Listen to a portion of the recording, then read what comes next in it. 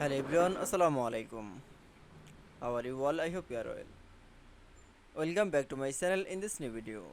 Today's video, how to convert the name of month in Microsoft Excel.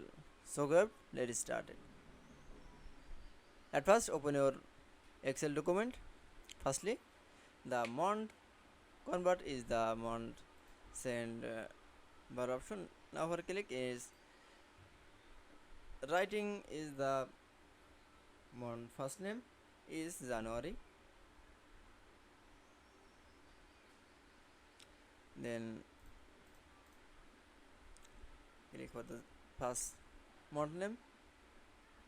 Now keyboard press from the Walter is FIS. Then click for the columns option. Now click for the month option. Then stop value option is month last. Month name is December.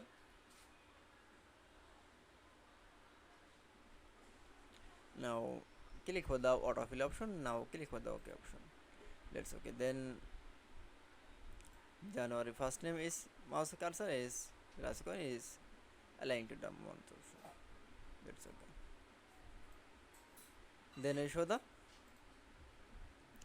A to Z month name January to December.